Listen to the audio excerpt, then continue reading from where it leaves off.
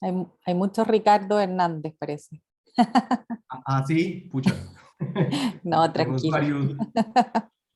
Ay, sí, curioso. Ah, ya No, es que sé. compartiste tu link que Sí, yo te he compartí mi mandado por link correo. con el Sí, DILA, lo siento, sí, sí, no te sí, sí. preocupes. Ya lo logramos, sí. Ahí de pronto se pueden renombrar, perdón. Sí, yo Sí, acabo de ver a Leo, Leonel, que también es profesor de la Escuela de Diseño, sí. y dice Ricardo Hernández. Yo, ¡ah! Leo me está suplantando. Leo me está suplantando. Súper. Leo, llegó. Sí, sí, sí, sí, por Sí, aquí veo en el chat. bienvenido. Hola, ¿qué tal? Gracias. ¿Qué tal, Leo? ¿Cómo estás? Contándote, Ricardo. Sí, eso veo. Ahora estás con horario chileno, ¿no? Sí, pues qué rico. Qué rico estar Ya, con el horario. qué Te bueno. voy a enviar, Katy, mi nuevo teléfono para que Para lo sumarte actualices. al WhatsApp del Sí, CDD, perfecto. sí, Dale nomás. Súper. eso. Súper. Eh, no sé, ustedes me dirán si quieren Cuando que... quieras, Ricardo. ¿Arrancamos? ¿Les parece? Bien, súper. Bueno, primero que todo, muchísimas gracias a todos por aceptar la invitación del CDD y estar aquí con nosotros hoy. El CDD, que es el Comité de Doctoras y Doctores de la Escuela de Diseño de la UC, es un equipo interdisciplinario de académicos y académicas situados en Latinoamérica, que investiga y crea desde y a través del diseño, con una aproximación desde el pensamiento crítico y la transformación responsable, produciendo conocimiento básico y aplicado desde la experimentación, desde la producción, con el objetivo de formar capital humano avanzado y desarrollar proyectos estratégicos de alto impacto nacional e internacional.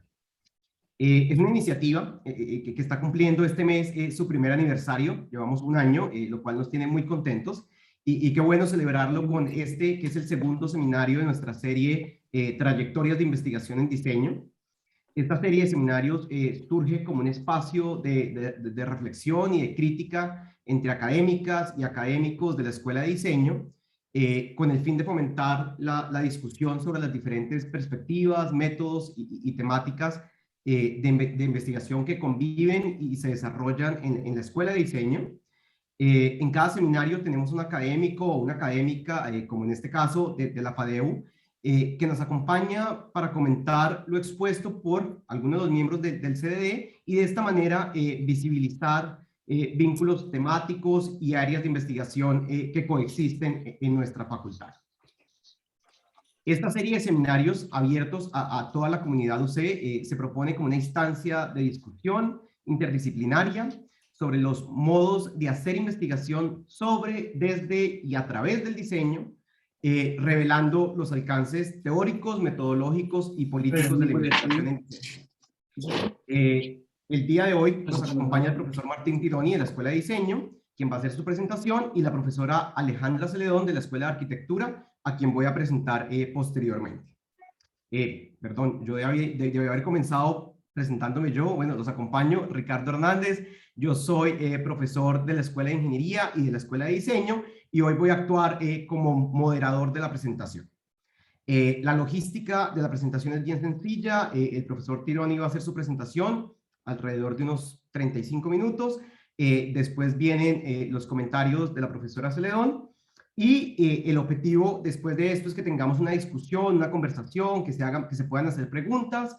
Las podemos hacer directamente pidiendo la palabra, digamos que no somos tantos, pero también si quieren por el chat, digamos que dejar sus preguntas, también las leemos y las resolvemos. El título de la presentación del profesor Tironi hoy es Ecologías y diseños del cuidado para futuros más que humanos. En esta presentación se propone explorar algunos de los aportes teóricos y empíricos que los estudios de mantención y poshumanos provenientes de Science and Technology Studies ofrecen para pensar el rol del diseño y las tecnologías digitales en la sociedad contemporánea. A partir de estudios de caso, se buscará discutir de qué manera estos enfoques contribuyen a interrogar críticamente la intensificación de los procesos de digitalización de la vida social, ofreciendo alternativas especulativas para reparar y proyectar formas más sostenibles e equitativas de habitar el planeta. El profesor Tironi es sociólogo de la Pontificia Universidad Católica de Chile, máster en París Descartes, PhD del Centro de Sociología de la Innovación, CSI, de la Escuela de Minas de París, y postdoctorante de este mismo centro de investigación.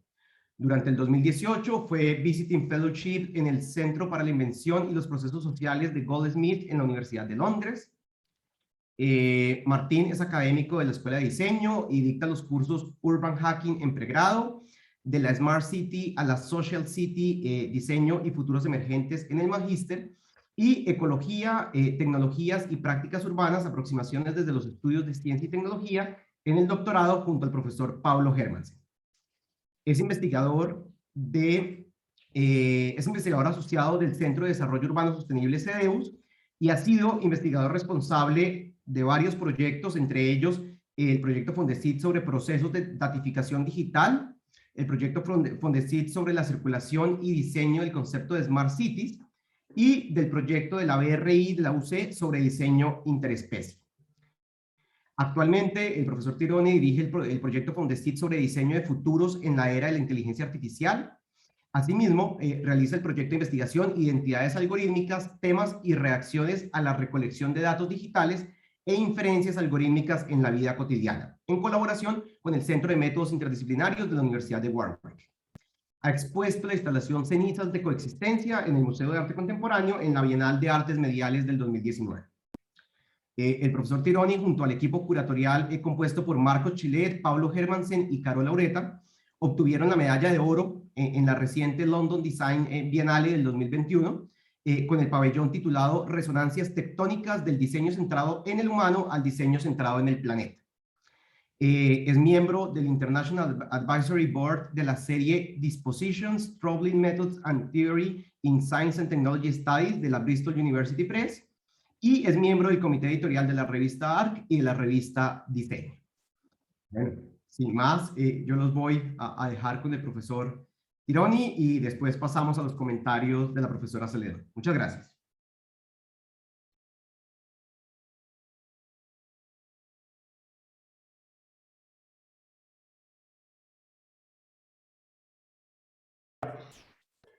Muchas gracias, Ricardo, por la extensa presentación y muchas gracias a Alejandra Celedón por disponerse a participar de este seminario y comentar temas que probablemente no son cercanos a lo que ella hace. Entonces, para ella me imagino que va a ser un ejercicio muy entretenido.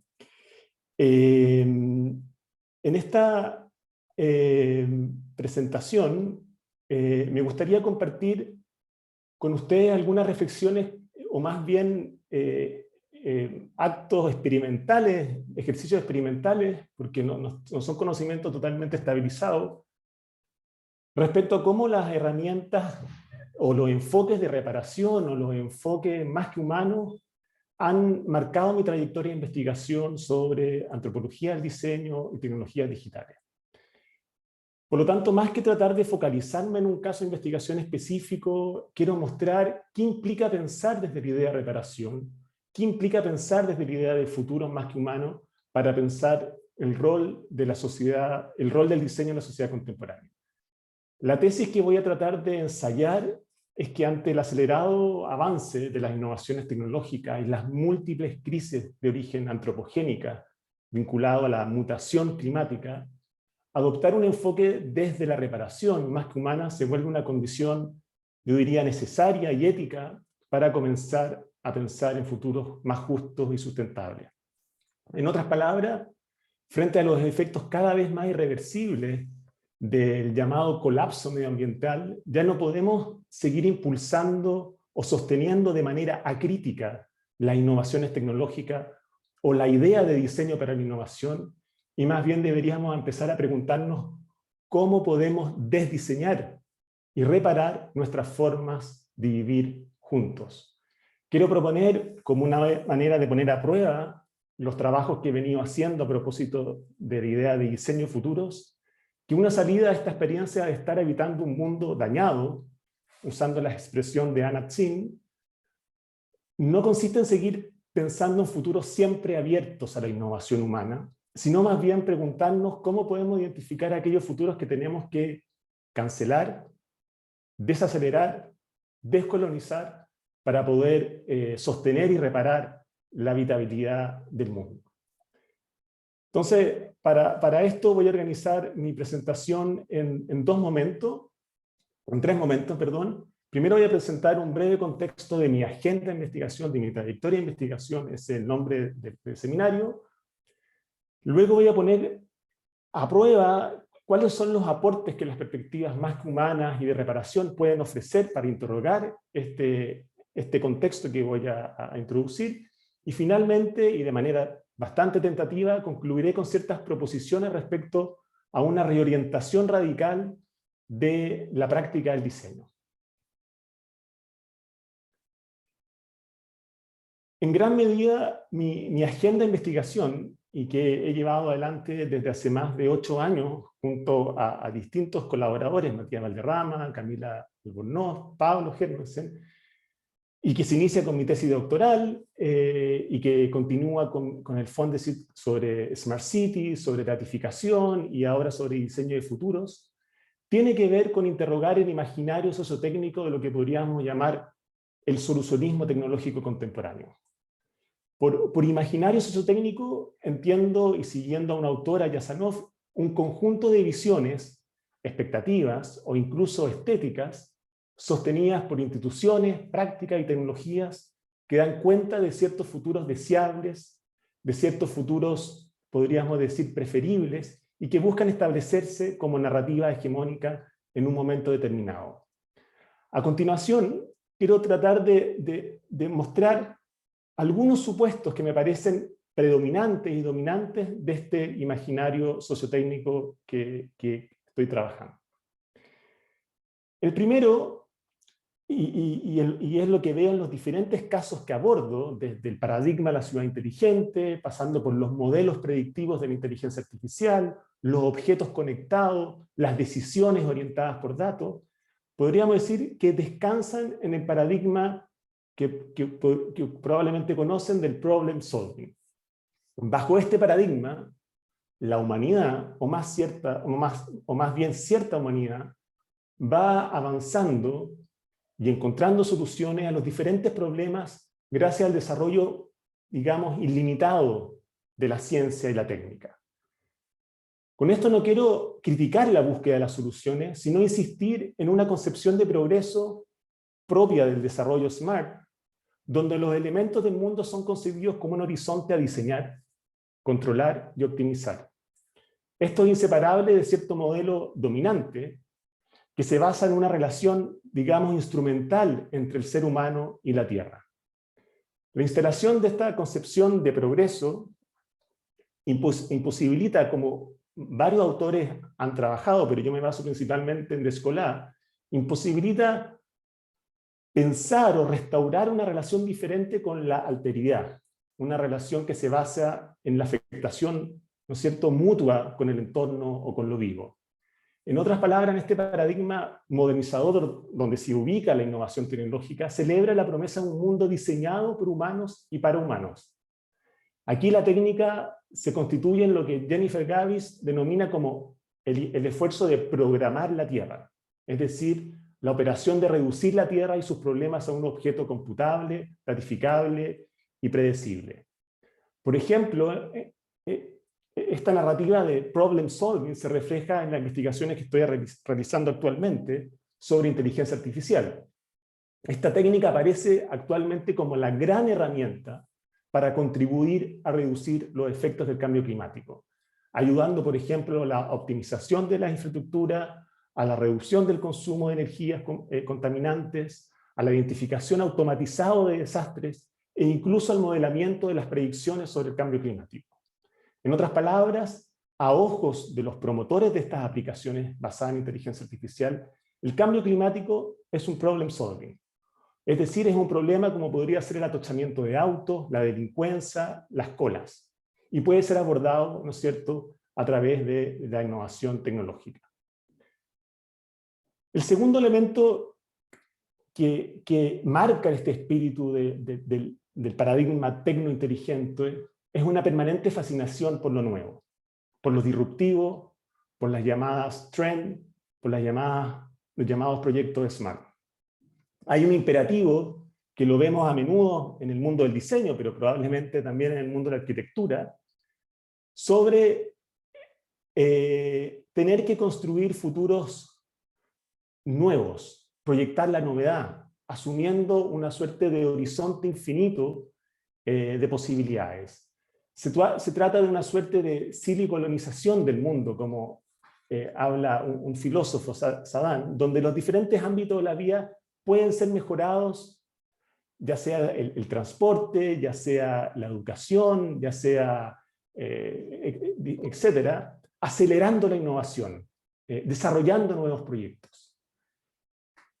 Pero paradojalmente, la extraordinaria tribuna que tiene el imperativo de la innovación, con charlas, libros, universidades, con esta imagen del garage que es tan prototípica, ¿no es cierto?, de la innovación disruptiva, esa extraordinaria tribuna no se corresponde con el hecho de que la mayoría de las cosas que hacemos en nuestro diario vivir, la mayoría de los usos que hacemos en nuestra cotidianidad, no tiene que ver con innovaciones, y son más bien actos reparadores, como cuidar, arreglar, enchular, extender. Es decir, pasamos más tiempo manteniendo y reparando que innovando y abriendo mundos, ¿no es cierto?, disruptivos. Sin embargo, en los diferentes casos que he investigado, constato esta persistencia en la creencia entre los actores que investigo que las nuevas innovaciones serán siempre mejores que las preexistentes, y que mientras más hagamos proliferar las innovaciones disruptivas, mejores rendimientos tendrán esas soluciones. De ahí, por ejemplo, ¿no es cierto?, el extraordinario éxito del design thinking o del design innovation, que probablemente todos ustedes conocen. Otro elemento que me parece importante de este imaginario tecnointeligente tiene que ver con este sentido común cada vez más aceptado de que estamos experimentando un acelerado proceso de desmaterialización y digitalización de la vida. Se ha vuelto de sentido común, sobre todo con la pandemia del COVID, abordar la sociedad en términos de los procesos de flujos informacionales, códigos, bits, etc. Por ejemplo, el mundo de la inteligencia artificial suele representarse como un movimiento inmaterial, o como dice la autora Kate Crawford en su reciente libro, la inteligencia artificial aparece como una fuerza espectral, descorporizada, separada del mundo material. En el mundo de la inteligencia artificial abundan metáforas, ¿no es cierto?, como la nube, lo virtual, o incluso esta idea del capitalismo cognitivo, promoviendo un imaginario de innovaciones abstractas que ocurren en esferas algorítmicas y completamente automatizadas de la vida concreta. Pensando con un reciente libro de Bruno Latour, Dónde aterrizar, uno podría decir que la inteligencia artificial materializa el proyecto modernizador que busca emancipar a la humanidad de la Tierra, forzando lo posible. Latour menciona al turismo espacial, que hemos visto recientemente por multimillonarios, como ejemplo de este frente modernizador que busca salidas astronómicas a este daño ecológico que estamos viviendo. A continuación, entonces, quiero tratar de plantear los aportes que enfoques de cuidado, enfoques de reparación y enfoques más que humanos o post-humanistas pueden ofrecer para interrogar los supuestos antes planteados sobre este paradigma tecnointeligente. Entiendo por reparación un proceso sociomaterial que permite que las cosas continúen existiendo. Esto se lo tomo a Domínguez Rubio. O tal como dice Ingold, las cosas están incesantemente en mantención y los procesos de reparación se dan en una mutua afectación o correspondencia entre agentes humanos y más que humanos. Gran parte de las actividades que realizamos, humanos e inhumanos, apuntan a cuidar y reparar las condiciones que sostienen la vitalidad del mundo. Para María Puig de Belacasa, prestar atención al cuidado es prestar atención a las condiciones sociomateriales que permiten la vida. El cuidado tiene que ver, dice ella, con el reconocimiento de una condición ineludible. Somos seres en interdependencia y constitutivamente vulnerables. Cuidar, argumenta ella, tiene que ver con la reciprocidad, con la necesidad de cuidar y ser cuidados, de mantener y ser mantenidos. Pero por otra parte, una mirada desde la reparación invita a concebir lo social, lo natural, lo digital o lo material, no como elementos o como esencias ontológicamente estables, sino más bien como logros frágiles y que no existen, ¿no es cierto?, al margen de estas prácticas de reparación y mantención.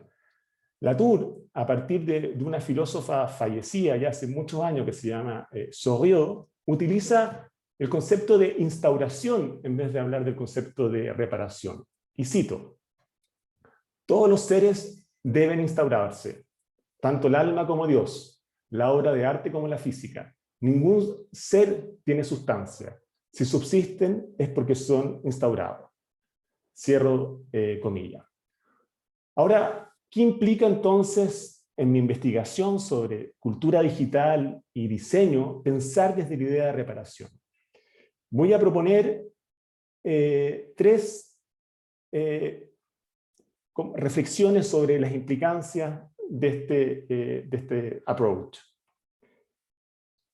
En mi investigación sobre lo digital, este enfoque no solo me ha llevado a estudiar etnográficamente el trabajo invisible y sucio que soporta la digitalización, sino también, y este último tiempo, me he interesado por las materialidades implicadas en esta supuesta desmaterialización y las fallas que presentan estos sistemas. Entonces, cuando los proyectos tecnológicos que estudio proyectan, por ejemplo, un gobierno gobernado por la inteligencia artificial, o se afirma que para el 2025 serán más de 70.000 millones de objetos conectados a Internet, la pregunta es de dónde se van a extraer los recursos, las energías, las materialidades para sostener todas estas innovaciones y qué futuro tendrán.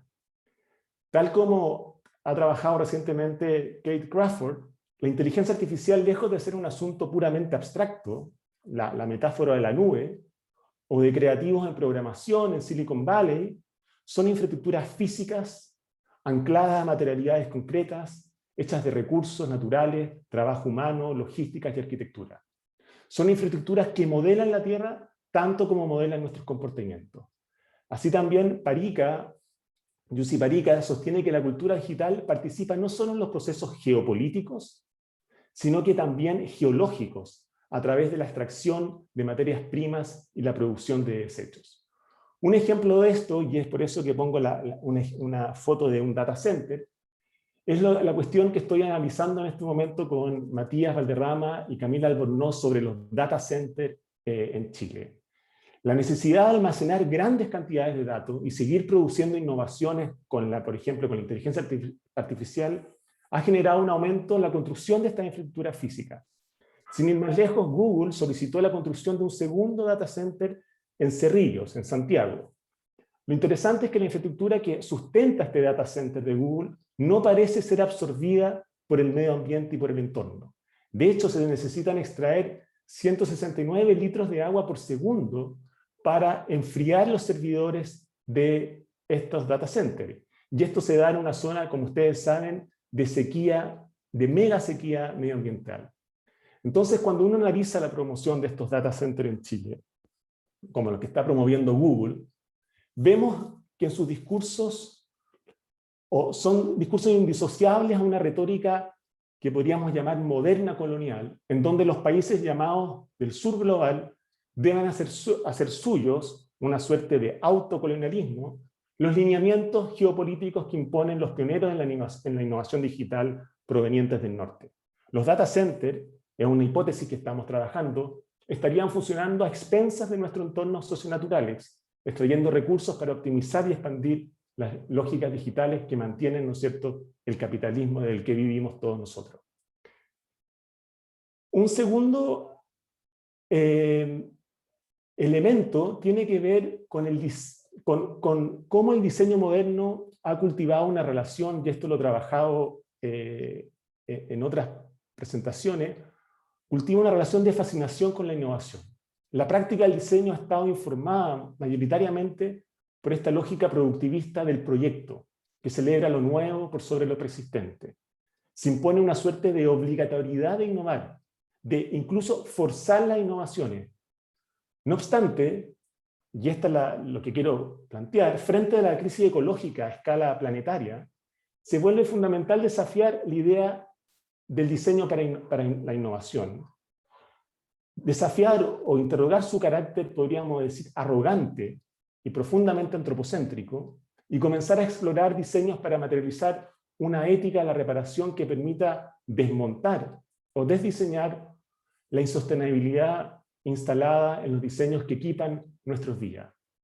El desafío, para mi gusto, no es simplemente diseñar y hacer arquitectura de manera sustentable o ecológica, sino reimaginar la práctica misma del diseño, reconciliándose con otros modos de existencia que pueblan o que han sido desarrollados en nuestro planeta. Como dice Escobar, el desafío es desdiseñar ontológicamente los modos de vida insustentables que hemos creado, reivindicando una ética del cuidado interespecie. Varios autores están planteando que los humanos no podemos seguir engendrando innovaciones intensivas frente a un estado de daño y fallas sistémicas de nuestro planeta, y que no hay posibilidad de justicia ni social ni ambiental sin un cuestionamiento radical de los modos de relacionarnos con la Tierra.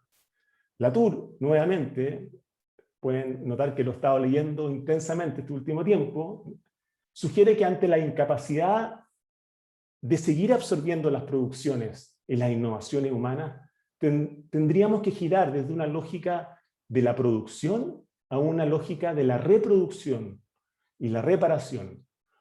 Concretamente, en su libro ¿Dónde aterrizar?, se pregunta ¿dónde va a aterrizar la humanidad si en los hechos la Tierra está colapsando y tendremos que heredar un mundo en ruinas, un mundo ambientalmente dañado, sobreexplotado? Incluso, recientemente, sacó una columna ya publicada en varios idiomas donde él propone un protocolo de renunciamiento, es decir, cosas que deberíamos abandonar, cancelar. En este contexto, algunos autores están hablando de un pensamiento transicional, descolonial, como Frey y Escobar, un diseño para la justicia, como Constanza Schock, un redireccionamiento ecológico, como Manon, de desarrollar un Art of Living de Martín Zabransky, de cultivar, ¿no es cierto?, esta idea del pluriverso, un mundo donde muchos mundos son posibles, o como dice Marisol de la Cadena, aprender a convivir con los excesos, con aquello que va más allá de lo que los humanos pueden categorizar. En suma, todas estas perspectivas buscan de cierta manera reconstituir las relaciones con el planeta, donde humanos y más que humanos sean dignificados en sus modos de existencia.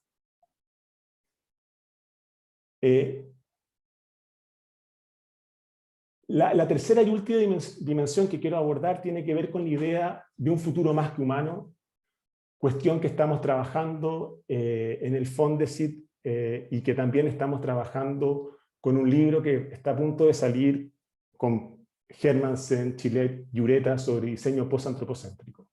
La pregunta que interesa explorar es cómo reparar futuros fallidos, futuros que no crean futuros, como dice Frey, y comenzar a pensar una coexistencia más allá del club de los humanos solamente.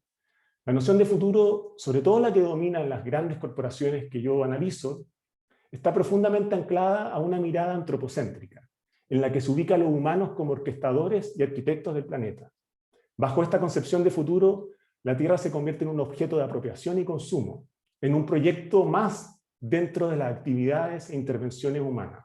Por ejemplo, la expresión futuros de la inteligencia artificial, que me toca estudiar en este momento, consiste en un abanico de futuras aplicaciones, servicios, infraestructuras automatizadas para mejorar el bienestar de los humanos.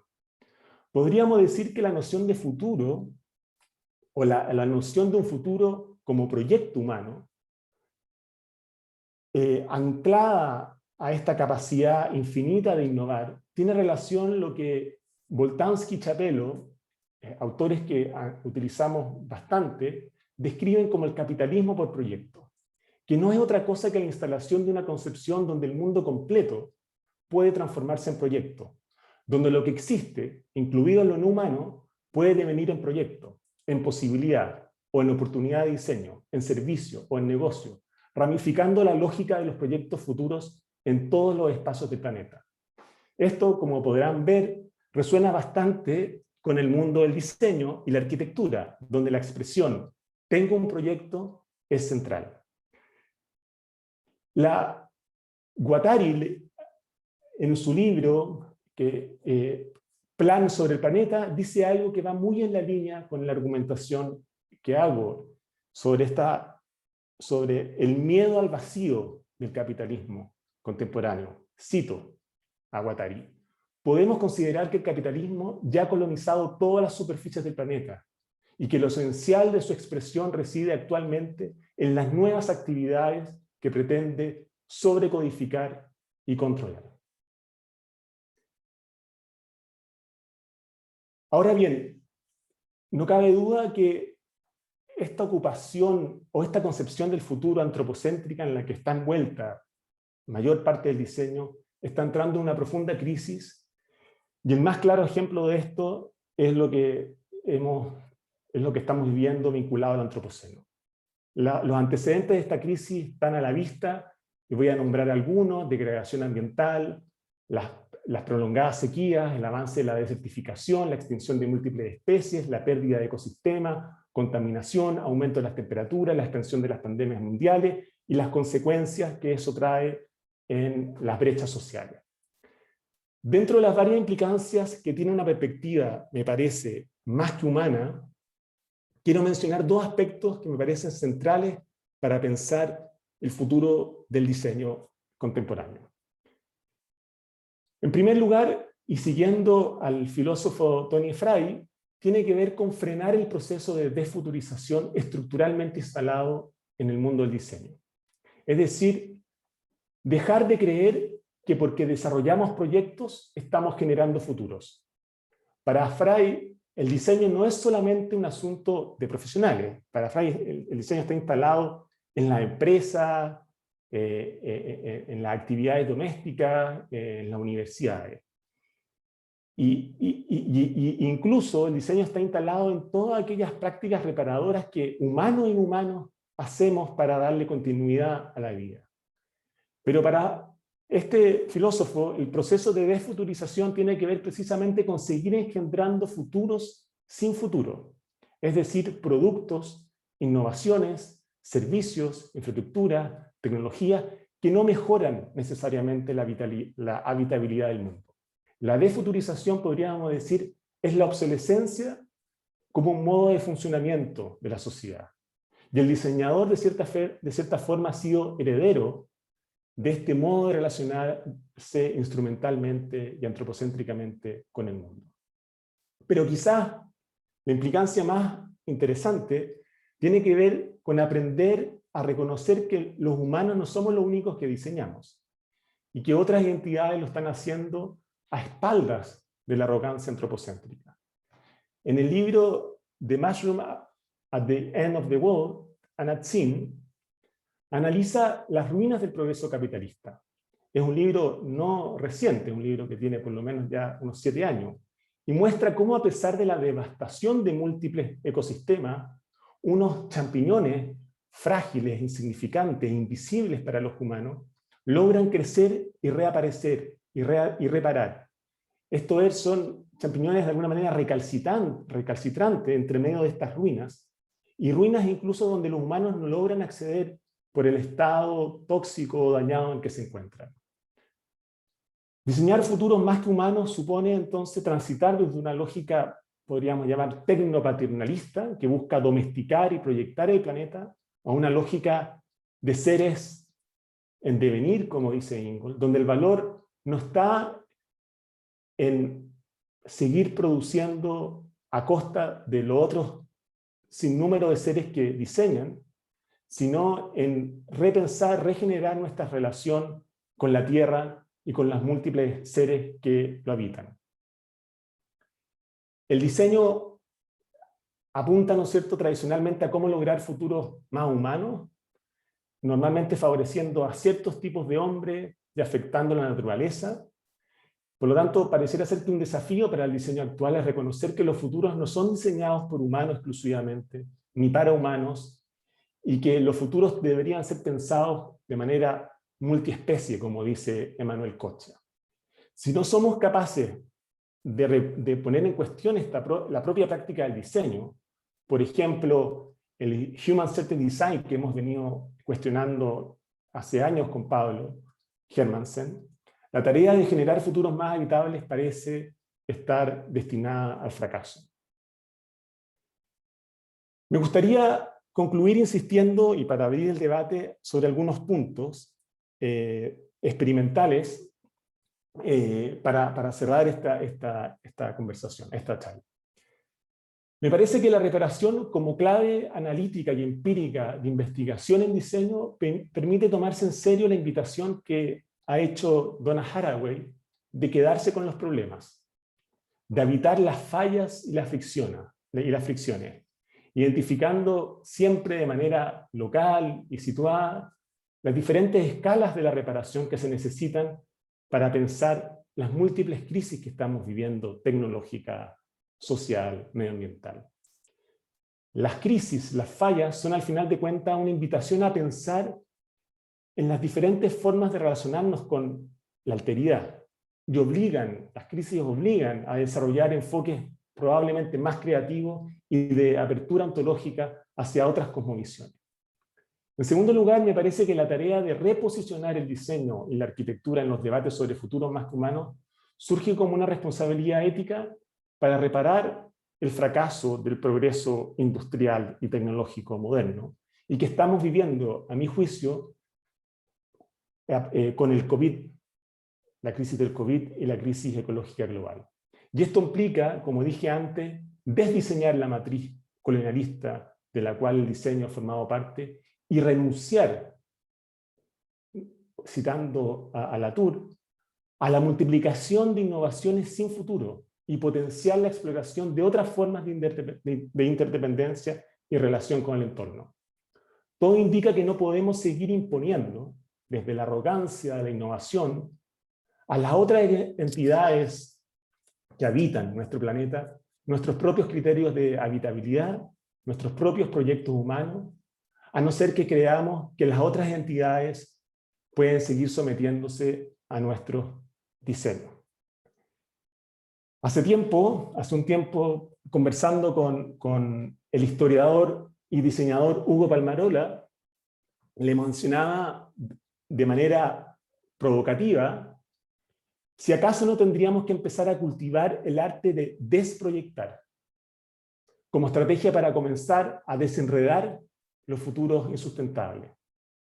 En lugar de seguir abriendo futuros obsoletos o futuros desfuturizantes, quizá habría que comenzar a desarrollar una aproximación al diseño desde la inconmensurabilidad, como dice Marisol de la Cadena, o restituir la capacidad del silencio en el diseño, como lo abordó la investigación de Carla Silva, como una manera, ¿no es cierto?, de devolverle la voz al mundo.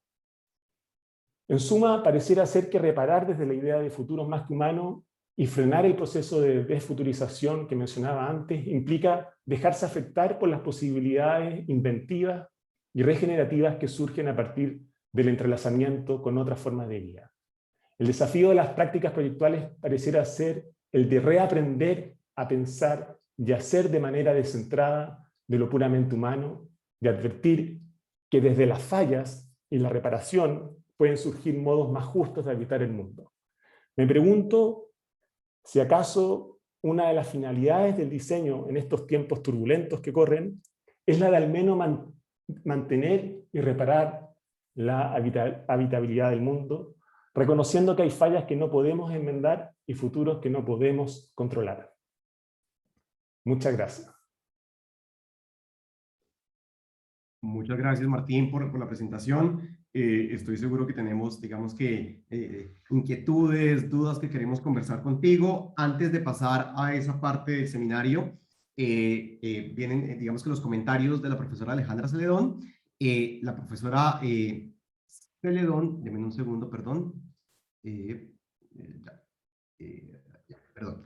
La profesora Alejandra Celedón es arquitecta de la Universidad de Chile, magíster en arquitectura de Barrett en la University College of London, doctor en arquitectura de la Architectural Association School of Architecture en Londres, fue curadora del pabellón de Chile Stadium en la 16ª Bienal de Arquitectura de Venecia en el 2018, co-curadora de la exposición The Plot, Miracle and Mirage en la Bienal de Chicago de 2019, hace clases de taller y teoría en el programa de magíster en arquitectura en la Pontificia Universidad Católica de Chile y actualmente dirige ese programa. Entonces, los voy a dejar con los comentarios de Alejandra y si quieren regresamos a hacer las preguntas y digamos que compartir un poco con Martín.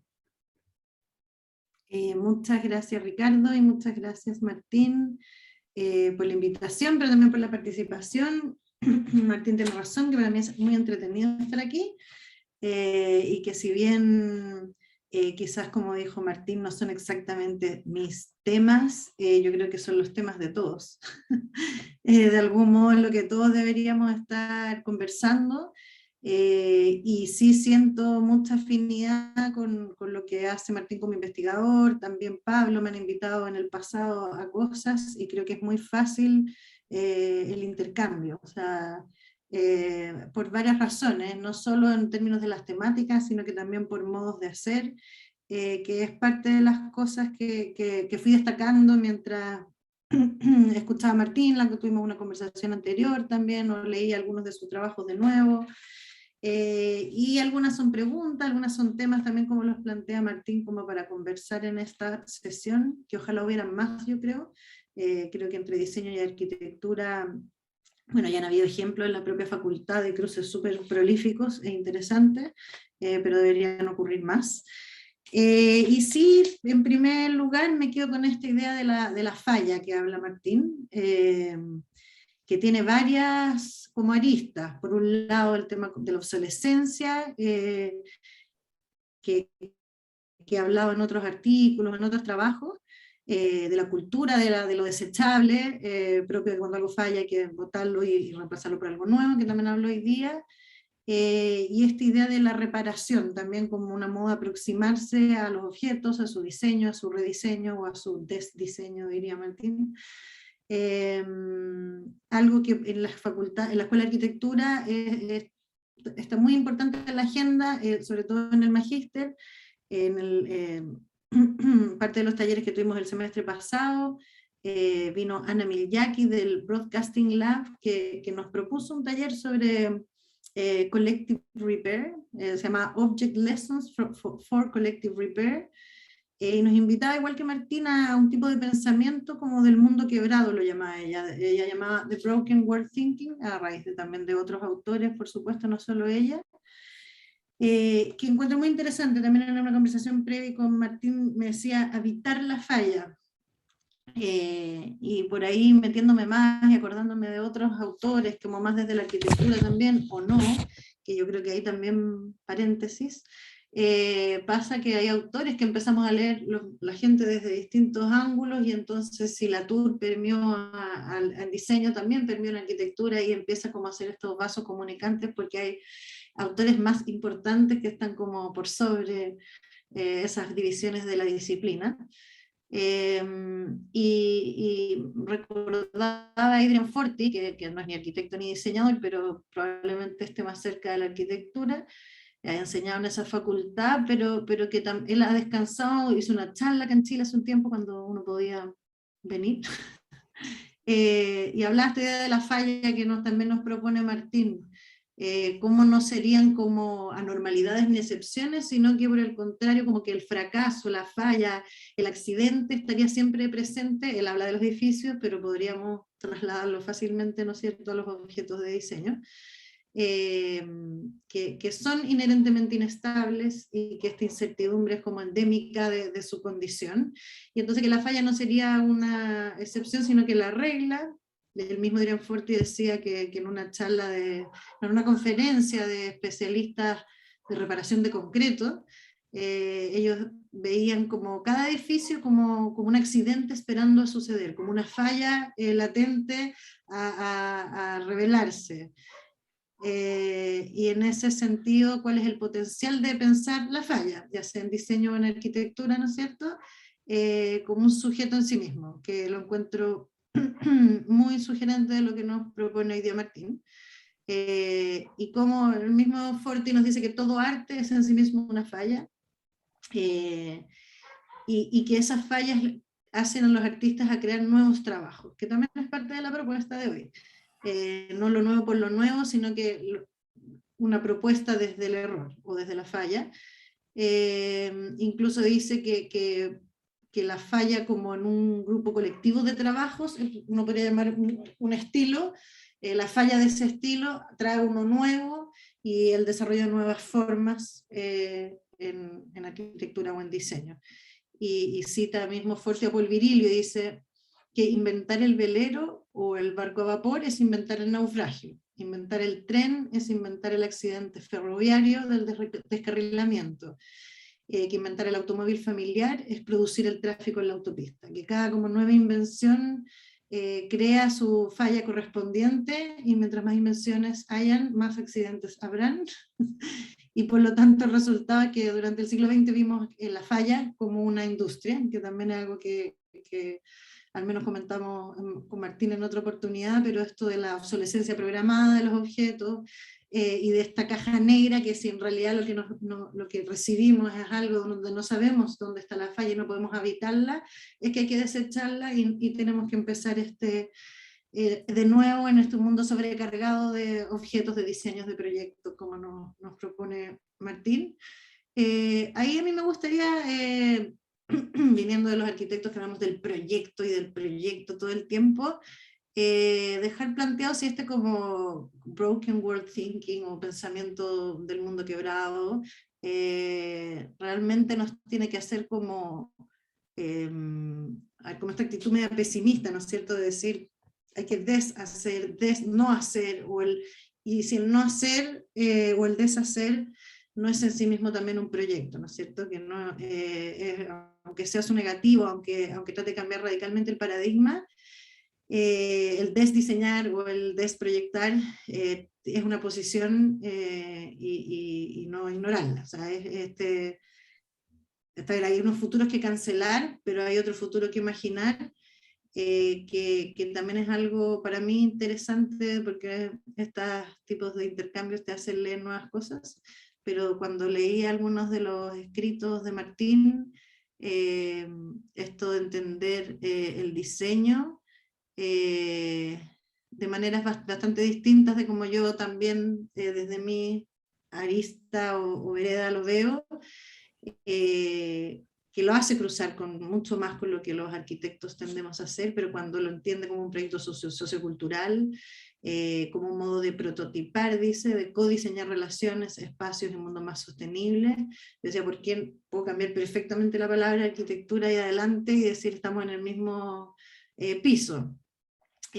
Como voy a de nuevo citar a Martín, pero dice, como disciplina enfocada únicamente en la generación de bienes o productos de consumo, yo podría reemplazar eso como diseño de edificios, y él lo lleva a discutir cómo puede constituir el diseño una acción ontológica, como una actividad que tiene el potencial de crear modos de hacer y ser en el mundo, lo cual implica que puede contribuir al desarrollo de una sensibilidad esta ecológica que también propone hoy día, de desplazar al ser humano de ese centro hacia como nuevas relaciones. Que creo que es muy importante, porque sitúa el diseño entonces como una práctica cultural, y en tanto práctica cultural hace mucho más fácil articular los nuevos mundos, las nuevas prácticas o colaboraciones, en algo que también se plantea hoy día como la transdisciplina, que también miraba los trabajos, independiente de lo que haya presentado hoy día Martín, como sus temas, y es algo que también propone como una suerte de dispersión, uno podría pensar, donde los objetos van desde animales a bicicletas, a smart cities, a los homelessness, a drones de vigilancia, que para mí es bien fascinante, porque al final demuestra cuáles son tus temas, un poco de nuevo, es un modo de trabajar, un modo de pensar, un modo de cuestionar las cosas que le permite, independiente del objeto que tenga delante, llevarlo como a la misma profundidad, al mismo plano de crítica, que es lo bonito de la presentación de hoy día también, yo creo. Y aquí también cito a Martín, pero dice que esta tarea de repensar esos futuros debe ser abordada de manera transdisciplinaria, incorporando sensibilidades de diferentes dominios y procedencias, que la crisis actual demanda mucho más que un cambio en el mercado de las ideas o en las innovaciones de nuevo, este giro sociocultural, pero que cruce ámbitos, algo con la que me siento muy reflejada, y bueno, la propia formación también de Martín como sociólogo, moviéndose aquí ahora a este campo del diseño, pero cruzado con creo que muchas más preocupaciones y observaciones, también encarna una amplitud, pero profundidad al mismo tiempo para mirar las cosas que encuentro también de mucho interés. Algo así como Benjamin cuando habla del mago que no toca las cosas, pero el cirujano que luego incisivamente corta el órgano y logra, o el pintor que ve el cuadro entero y el fotógrafo que también va al fragmento, como que existiera esa tensión entre la charla hoy día, que quizás no nos muestra ninguno de sus trabajos, pero cuando uno luego va a los trabajos, hay un objeto que interactúa un mono con el ser humano en el zoológico, que escriben con palos, o sea, luego eso tiene materialidad, tiene, que también destaco porque la sensibilidad estética es algo que deberíamos tener los arquitectos, los diseñadores, pero no necesariamente los sociólogos, que esto baja la forma. Y quizás esa forma es lo que une al diseño y a la arquitectura por un lado, no es lo único, pero también la posibilidad de componer, de articular nuevos mundos, y en eso creo que, bueno, por algo Martín también es del comité editor de la revista RQ, que es de la Escuela de Arquitectura, por ejemplo, pero hay un número donde contribuyen en este artículo del zoológico, que se llama Coexistencia, que pudiera ser una sensibilidad que viene desde la Escuela de Arquitectura, pero vemos los cruces como completamente. Y ahí está esta entrevista a Cocha, que dice que claro, que la vida no es lo que tiene una forma, pero lo que está ahí descansando entre las formas, y eso permitiría pasar de un cuerpo a otro. Yo miraba al mono y miraba al objeto y el que hacía la música al otro lado, de una forma a otra forma, de un etos a otro etos, que tiene que ver con esta posibilidad de articular, de componer, propio de ambas disciplinas, yo creo. Entonces, bueno, pretendo ver cómo posicionado esta idea de la falla y la obsolescencia y la reparación como algo muy interesante de estos trabajos, que en arquitectura también tiene que ver con no hacer nuevos edificios, y una sensibilidad también, y uno ve en los talleres, pero también en la práctica, trabajar con la existencia, con la sexistencia, cómo actualizamos lo que tenemos y no empezamos, ¿no es cierto?, de cero.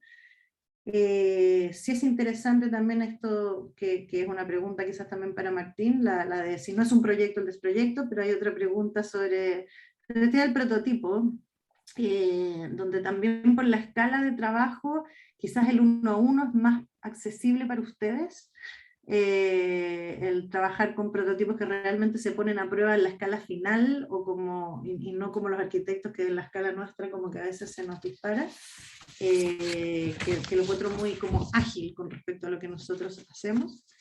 Lo de la transdisciplina, y ahí recuerdo un ejemplo de una oficina de arquitectura que se llama Assemble, que son ingleses, que ganaron hace unos años, no hace tampoco, pero 5, el Turner Prize, que es el premio de arte, y ellos trabajan también con materiales de desechos que reformulan, reparan para transformarlos en un nuevo material, trabajan colectivamente con las comunidades, quizás no tanto con los animales, ni las plantas, ni los virus, pero sí en un giro como colectivo de trabajo, en donde de nuevo se cruzan los límites de la disciplina con una soltura que quizás deberíamos aprender.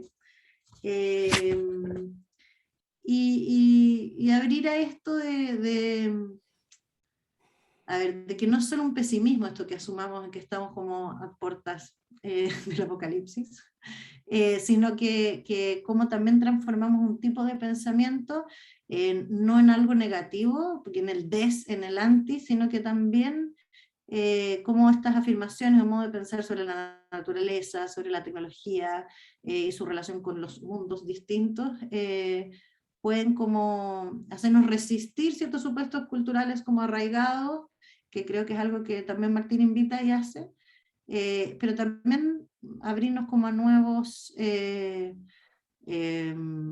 formas, métodos, ya sean empíricos o teóricos, a nuevos argumentos, provocaciones, y a realizar entonces nuevos y diferentes tipos de investigación, nuevos y diferentes tipos de política, tanto en arquitectura como en diseño.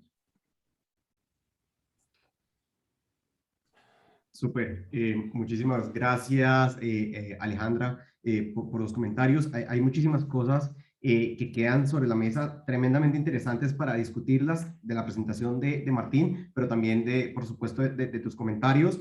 Y es bien interesante cómo incluso entre académicos de la misma escuela, yo hago parte de la escuela de diseño, empezamos a encontrar cosas que se cruzan y que se vuelven muy cercanas. Partimos desde diferentes puntos, pero llegamos, digamos que a acuerdos y digamos que a puntos comunes. Yo también cuestiono mucho esa obsesión del diseño centrado en el humano desde otra perspectiva. Mi área de trabajo es diseño sostenible, y comparto plenamente muchas de las apreciaciones que nos mencionó Martín hoy. El tema de la invisibilización de las implicaciones que tiene la innovación tecnológica, algo que me llamó mucho la atención y que tal vez podríamos indagar después, el concepto del cuidado y cómo eso efectivamente está estrechamente ligado con el reparar, y podríamos tener una discusión interesante de por qué no cuidamos las cosas, de por qué no cuidamos ciertos objetos, y yo literalmente mientras Martín hablaba estaba escribiendo, pensando en mis clases y decía, bueno, uno deja de cuidar los objetos porque no nos sirven más, y el nos como pronombre adquiere mucha relevancia. Digamos que el objeto deja de ser útil para nosotros y entonces lo abandonamos, y digamos que otra vez aparece esta obsesión y digamos que esta centralidad en el ser humano. De los comentarios de Alejandra, el tema de la falla me llamó mucho la atención, me llamó muchísimo la atención esa reflexión. Justamente estoy haciendo también un trabajo relacionado con reparación, y parte de la discusión que hemos tenido con algunas personas que hemos entrevistado tienen que ver con que las fallas tienen una visión, o más bien, tenemos una visión un poco peyorativa de la falla. Digamos que la falla es algo malo, digamos que la falla es algo que no queremos que suceda y sucede y tenemos que lidiar con ella, y en realidad digamos que yo creo que hay una visión diferente de cómo podemos ver la falla, al menos las fallas que suceden porque tienen que suceder, y no la falla que mencionaba Alejandra, esa falla perversa de la obsolescencia programada y digamos que otro tipo de cosas. Pero definitivamente ahí me llamaría mucho la atención discutir sobre el significado, qué significa la falla y cómo de pronto transformar esos significados. Entonces, yo podía tomarme la palabra, pero mi rol aquí es el de moderador, y digamos que la idea es darle la palabra a la audiencia para que por favor pregunten, digamos que comentemos un poco estos conceptos que hemos visto. Yo creo que Martín va a arrancar contestando un poco algunas de las inquietudes de Alejandra, y después vamos abordando las preguntas a medida que vayan saliendo. Sí, bueno, muchas gracias Ale por tus comentarios y súper bueno. Mira, yo quería como darle un poquito el contexto a esta presentación, porque yo no trabajo en temas medioambientales, salvo con lo que hacemos con Pablo, que hacemos como esta idea de diseño interespecie o este diseño cosmopolítico, como le hemos llamado. Pero lo que yo me he dado cuenta en este último tiempo es que no hay tema hoy en día, no hay tema que no se vincule con la crisis global. O sea, seríamos ingenuos no darnos cuenta de que aunque trabajes con impresoras 3D, aunque trabajes con diseño de decoración, diseño de iluminación, el tema de la crisis medioambiental, que antes era como un telón de fondo, que lo dábamos por sentado, la naturaleza, y ahora pasa a ser como actor protagónico de todo lo que hacemos, me parece que desde ahí yo he estado estos últimos años conectando estos temas. Y ahora, tratando de responder a tu pregunta, Ale, sobre si el DES proyecto, esta propuesta que termino de ¿por qué no pensamos en el desproyecto en vez del proyecto? Yo no estoy en contra del proyecto. Yo creo que el proyecto, prefiero la gente que tiene proyecto a la gente que no tiene proyecto. Yo a lo que voy con eso es que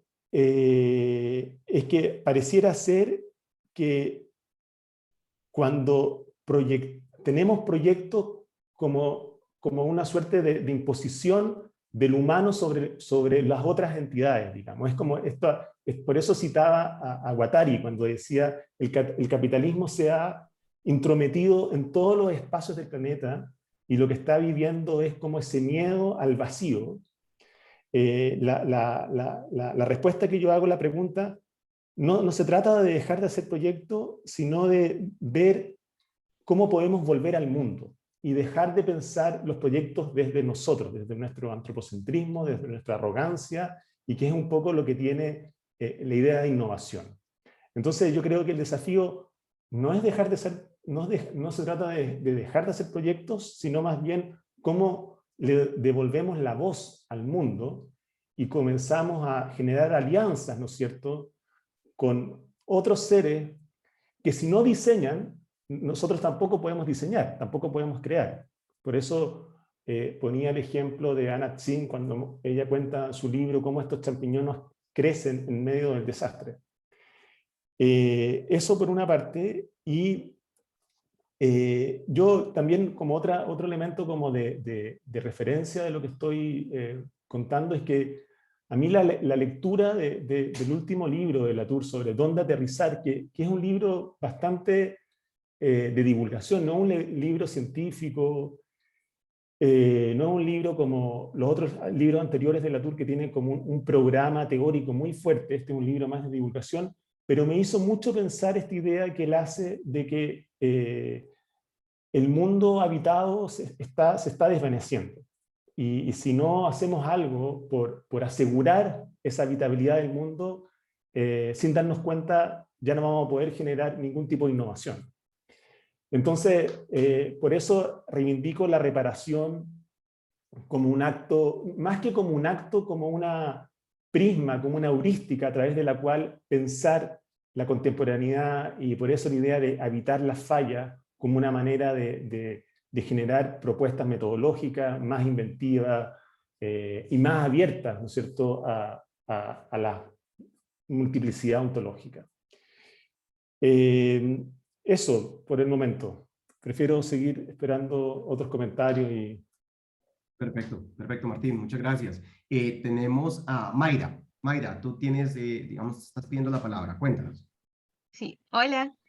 No sé si prender la cámara porque en verdad atrás está mi ventana, entonces se va a ver un contraluz, me voy a ver muy negra, va a aparecer una silueta. Así que no sé si es necesario, si lo encuentran incómodo, la prendo. Pero hay muchas cosas que me hicieron pensar sobre lo que planteó Alejandro y lo que planteó Martín. En primera instancia, yo hablo desde la ignorancia porque aún siento que soy muy ignorante en muchos temas. Soy estudiante de arquitectura, recién estoy en título. Pero eso no implica de que yo sepa netamente de lo que estoy haciendo, o sea, estoy dentro de una cuerda floja. De lo primero es sobre que me llamó mucho la atención sobre la falla, que se ve la falla como algo malo, siendo que, por ejemplo, como lo utiliza el método científico, la falla no debería ser algo malo, es algo de un punto donde dice, ok, aquí es mi nuevo punto de partida y aquí vuelvo a iniciar y aquí vuelvo a reconstruir y no voy a cometer el mismo error. Cosa que veo mucho que desde toda la historia que me han pasado en el colegio, que es bastante mala y poca, el humano nunca se toma esas fallas. Sigue avanzando y recae lo mismo. Entonces, como, ¿en qué punto el humano puede entender o comprender que lo que está haciendo está mal? De que si él no mira la historia que hay atrás, ¿cómo va a seguir avanzando? Es como, no hay futuro si es que no hay pasado. Dentro igual como casi entrar en una cuestión filosófica de que el presente es como casi eso, como que estamos viviendo o no estamos ahí. Entonces, ¿por qué no tomamos esa falla como en todas las ramas que no son científicas y pensar, ok, este es el inicio, este es el punto donde se hizo un quiebre y este es mi nuevo inicio y no voy a cometer el mismo error? Dentro de lo mismo también, ¿por qué se segrega esto de la arquitectura con el diseño? Que siempre me lo he cuestionado porque veo a mis profes y dicen, no sé, que la arquitectura es construir un edificio, que al final en título uno tiene que hacer un proyecto, y por qué uno está haciendo una investigación, entonces que ya está mal, es garrafal. Y me pongo a pensar, y lo mismo, vuelvo a ver el pasado. Leonardo da Vinci en esa época, él era pintor, era diseñador, era arquitecto, era todo. Obviamente en la actualidad no podemos ser todo, porque no creo que haya cerebro humano que pueda aguantar una cantidad de matemáticas como ingeniería civil, o que pueda ser un genial diseñador y al mismo tiempo un genial arquitecto. O sea, igual es como medio burdo, pero se puede. Pero ¿por qué llegó un momento en donde estos dos campos, que eran muy juntos, se piensan por separado? Es como cuando uno llega y pone, no sé, hablando de la arquitectura más bruta, llegar y pone un edificio, pero no piensa en un ecosistema que ya existía en ese lugar. ¿Por qué no incorporarlo? Que yo lo encuentro que es como, no sé, lo mismo, garrafal, no pensar en lo que ya existía, en lo que puede coexistir, en lo que, no sé, venir y sentar un edificio, ese edificio no tiene ni siquiera diseño. O no hablar con un diseñador para ver cómo hacer que eso sea mejor o que funcione de buena forma, o no sé, hablar con un biólogo para saber si es que está afectando o no algo. Entonces igual lo encuentro como extraño. Y por último, así como una pregunta grande que me lo podría responder Martín, yo creo, es cuando la humanidad se da cuenta de que tiene que cambiar o hacer algo en respecto a la naturaleza. O sea, por ejemplo, cuando se da cuenta de que en verdad la está, perdón por la palabra, pero que la está cagando, y que ya definitivamente falló, ya no hay futuro, como habías planteado, y que después hay que, al final, no solucionar las cosas, sino que ver en qué punto ya definitivamente hay que cambiar como nuestro punto de mirar, que al final siento que es como muy cercano, y probablemente puede haber sido pensado, no sé, en el 700 y era solamente una persona, pero ahora en colectivo se tomó, no sé, en el año 2000. Oye, propongo, Ale, contestar como en canon. Si querés, tú podés comenzar, Ale, contestando la pregunta sobre la separación entre diseño y arquitectura, y yo trato de contestar sobre la idea, no sé, lo de las fallas y la última pregunta de cuándo las cagamos, pero no sé si voy a ser capaz de contestarlas.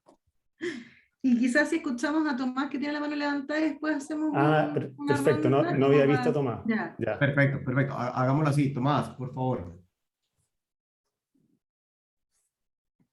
Ya, no estaba tan preparado. Bueno, gracias primero por la organización de esto, súper interesante. La verdad es que participo, no había estado en la sesión anterior. Martín, ya habíamos conversado varias veces, muchas gracias por la presentación. Soy Tomás, soy profesor de la Escuela de Diseño y soy arquitecto también, un poco tal vez balanceando la pregunta anterior. Tengo un posgrado, un magíster en arquitectura, también otro en diseño. Yo hago mi doctorado en China, donde también estos temas de inteligencia artificial son como bien latentes. Hay una economía que se basa en inteligencia artificial. Hay varias cosas que se abren de lo que plantea tanto a Ale como Martín, que hay varias cuestiones como que yo creo que es como abordamos un problema de diseño, ¿no? Con esta lógica de la causa-efecto que queremos generar, como entre un producto, un servicio, y entendido el producto en toda su amplitud de escala, y orientado hacia un usuario en específico, ¿cierto? Que algo que ya está completamente como corrompido, esa relación transaccional, de deseabilidad temporal, donde hay procesos de producción, de comercialización, que inciden y afectan directamente en los resultados de lo que generamos. Pero el problema, por lo que estoy tratando de entender, es que pareciera ser de que siempre estamos enfocando en esta construcción de futuro en lo físico, ¿cierto? En cuestiones físicas, cuando la verdad es que los átomos que componen la materia son pura energía. Y la verdad es que un porcentaje de nuestro entorno extremadamente bajo es materia física. Entonces, cuando concebimos un espacio arquitectónico, cuando concebimos un objeto, cuando concebimos algo, estamos concibiendo materia, y esa materia finalmente la estamos aislando de su contexto.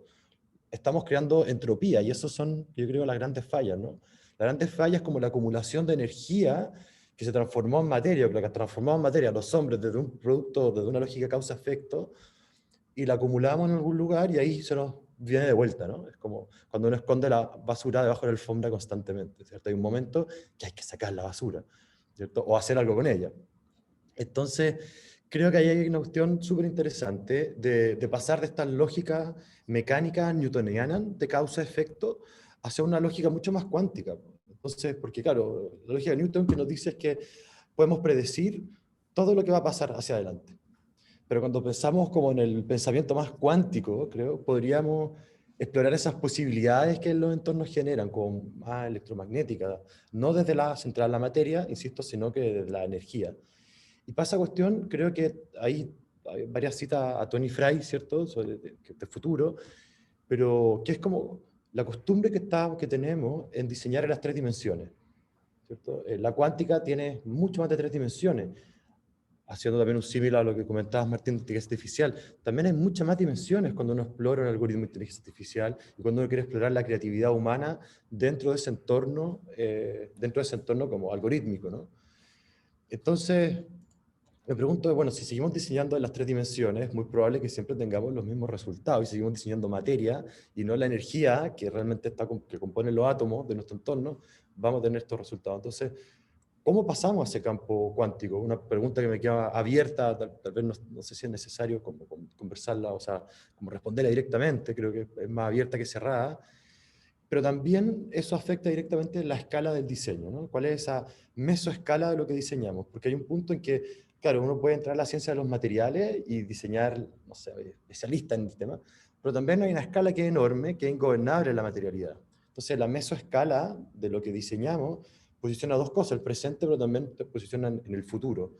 Entonces, ahí otra pregunta que se abra, y también sobre todo la escala del no proyecto entendida como un proyecto. No, la definición de decir yo no creo en los proyectos es un proyecto también, como lo diseñamos sin caer en la lógica convencional mecanicista newtoniana de esta causa-efecto. Y después, claro, como cerrando mis comentarios que fui notando, es hasta dónde llegan los campos de los diseñadores, entendido, insisto, en toda la escala, de la escala, no siempre el proceso de pensar arquitectura o pensar diseño debiese concluir en un objeto, en un servicio, en un edificio, pero sí hay una escala de control, de una expertise que tenemos que operar. Entonces, ¿cuáles son nuestros campos, nuestros bordes, y al mismo tiempo cuáles son nuestra escala, para poder avanzar a este diseño regenerativo, ¿cierto? Que reconfigure las comunidades, las tecnologías y también los recursos bióticos que son fundamentales? Eso son preguntas, comentarios más bien abiertas. Gracias a todos. Súper, Y todas. muchas gracias, Tomás, muchas gracias. No sé, Martín, Alejandra, ¿quién quiere comenzar de pronto? Por el momento no tenemos más manos levantadas, entonces yo creo que podemos abordar las que tenemos. Yo empiezo para que termine Martín.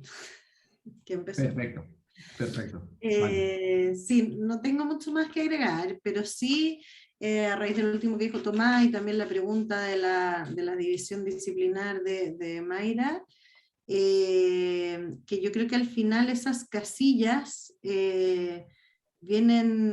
son bien parte de la burocracia, de los departamentos, de ciertas maneras de funcionamiento más bien académico, de cómo hay títulos que entregar, competencias que aprobar, pero esta misma escena comprueba que digo, Tomás, arquitecto, hablando de como profe en un departamento de diseño, Tomás Martín, perdón, casi te confundimos con Tomás, tu hermano, que es arquitecto también, pero en el caso de Martín, sociólogo, planteando estos temas, que yo cuando lo escuchaba también decía esto, podríamos estar en una reunión de estudios culturales, de filosofía, de varias cosas más, o sea que al final las casillas de la disciplina responden muchas veces a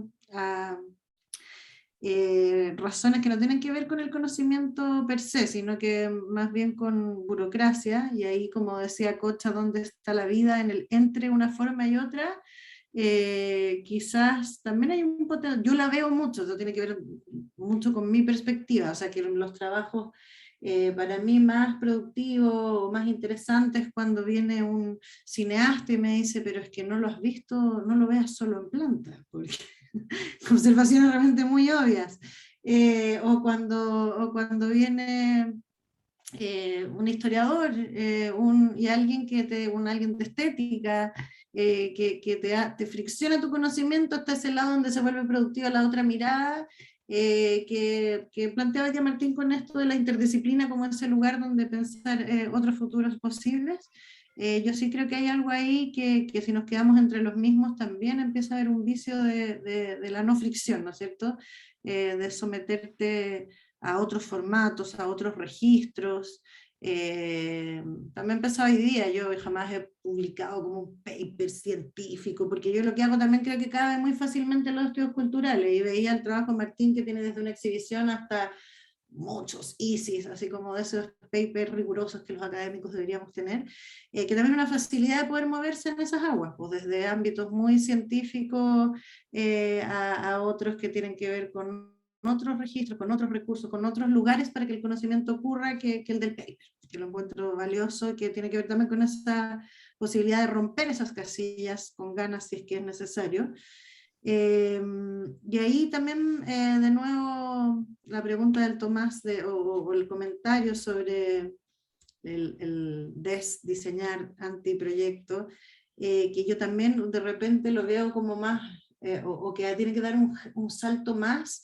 Es como cuando se hablaba del ungrowth, que lo que necesitamos es decrecer, ¿no es cierto? No seguir, el modelo de desarrollo demostró ser un fracaso y que no nos llevó a ningún lado, pero era que no es suficiente, ya estamos tan tarde, un poco llegando al desastre, que desacelerar no es suficiente, o no sino que tiene que haber realmente una acción más activa de reparación, que también se planteó hoy día, que es simplemente como poner la pausa. O sea, la pandemia que nos detuvo a todos y que estamos en una detención no es suficiente. Entonces ahí donde yo también apelo a que ahí hay un proyecto, que es más de reversión, reparación, que solo ungrowth o eso. Sí, ya, yo voy a tratar de también, no sé si sea capaz de responder a la altura de las preguntas, pero respecto a la pregunta de Mayra, creo, sobre habitar las fallas, hay una larga tradición en la cual yo me inscribo, en donde las fallas son como una entrada heurística para entender lo social, cómo se conforma lo social. Y de alguna manera nosotros vivimos rodeados de estabilizaciones de cosas, ¿no es cierto? Son cosas que si están ahí es porque han sido estabilizadas a fuerza de cosas que nosotros no vemos y son invisibles, ¿no es cierto? Y son guerra geopolítica, guerra geopolítica, y las fallas son un momento como de inflexión, un momento como de crisis que te permite como ralentizar y decir, ¿de qué está conformado esto? ¿Cuáles son las premisas? ¿Cuáles son los supuestos? ¿Qué se entiende en este artefacto, en este servicio, o en lo que sea, por social, por técnico, por político, por cultura, que llegó a conformarse de esa manera? Y yo creo que hoy en día las múltiples crisis que estamos viviendo, estas crisis multisistémicas, que son crisis de la democracia, crisis medioambiental, crisis tecnológicas por una suerte de aceleración de las plataformas digitales, yo lo entiendo como una invitación, o sea, habitar las fallas es una metáfora para decir, es el momento como de desenredar o hacer una suerte como le gusta a Tomás el término como de ingeniería inversa, ¿no es cierto? De cómo hemos llegado a establecer esos artefactos que están generando insustentabilidad, injusticia, etc. Ese es un primer comentario para tratar de contestarle a Mayra, como las fallas como una oportunidad de investigar, ¿no es cierto? Es como cuando te falla internet, que tú te preguntas, bueno, ¿quién cresta está manteniendo esto? ¿Cuánto estoy pagando al mes? No te lo había preguntado, etc. Insistir solamente de que con el desproyecto, solamente para que quede claro el argumento, con desproyecto no quiero decir que ahora los arquitectos, los diseñadores y los ingenieros nos quedemos en la casa y no. Yo creo que la metáfora del desproyecto, y creo que hay un diseñador italiano bien controversial, parece que se llama, que probablemente Marco Chiretti lo conoce, Mendini, italiano del grupo como de los radicales, bueno, da lo mismo, del superestudios, como de esa época, que no se trata de abandonar o guardar los proyectos, sino de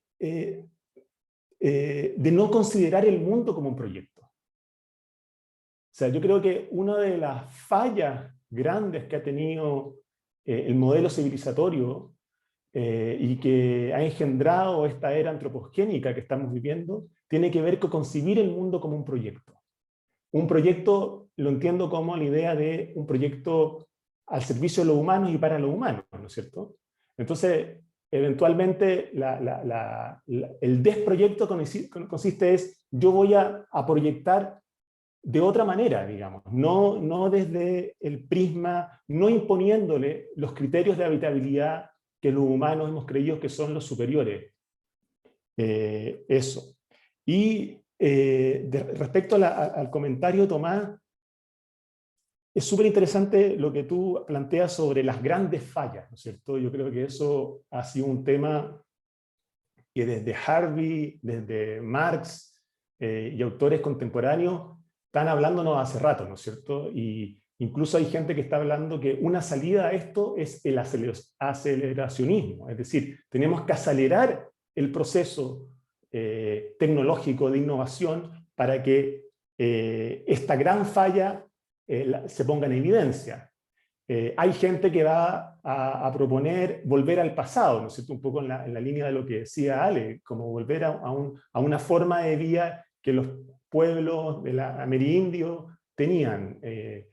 Yo creo que mi impresión es que vamos a tener que aprender a heredar cosas que no sabemos todavía, pero también a heredar, como dice Anat Zinn, las ruinas de un capitalismo que no supimos, porque las preguntas de ese momento en que se construyeron esas infraestructuras o esos productos eran completamente distintas a las preguntas de hoy. Entonces, cuando Ale dice, hoy en día demoler algo, destruir algo, tiene un costo medioambiental muchísimo mayor que repararlo, repensarlo, acomodarlo a la contemporaneidad. Bueno, creo que la última pregunta era, ¿cuándo dejamos la cagada? Eso es una pregunta abierta, no sé quién hizo la pregunta, es una pregunta totalmente abierta. Hay gente que son escépticos sobre el tema del cambio climático global. Hay gente que dice desde que el hombre empezó a hacer fuego en la Tierra, hay gente que es desde la revolución industrial.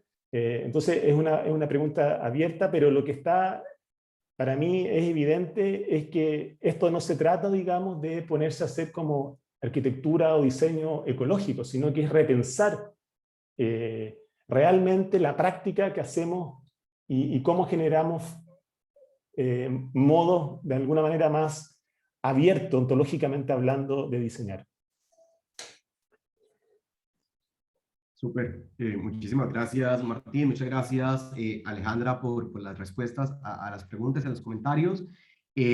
No tenemos en este momento más preguntas, no tenemos manos levantadas. No sé, yo creo que podemos dar por terminado el seminario, más o menos cumpliendo como los tiempos que habíamos presupuestado. Primero que todo, agradecerle muchísimo a los dos, digamos que a Martín por su presentación, a Alejandra por sus comentarios, también por supuesto a todos los participantes por acompañarnos, por las preguntas, y dejarlos muy invitados para el tercer seminario de esta serie de trayectorias de investigación en diseño, que va a tener lugar el 23 de septiembre, va a presentar el profesor, nos va a acompañar como presentador el profesor Pedro Álvarez, y para hacer los comentarios la profesora Maca Cortés de Arquitectura. Entonces, desde ya los dejamos muy invitados, vamos a hacer la difusión correspondiente para que sepan de qué se va a tratar este tercer seminario, y de nuevo, muchísimas gracias a todos por participar y por acompañarnos. Eso, Alessandro Mendini, parece que es un personaje controversial. Ok. Muchas gracias por la invitación. Muchas gracias. Muchas gracias, Ale y Ricardo, y a todos. Chao, chao. Gracias, que Ojalá esté muy nos veamos bien. Hasta en la luego. escuela. Gracias. Gracias, chao.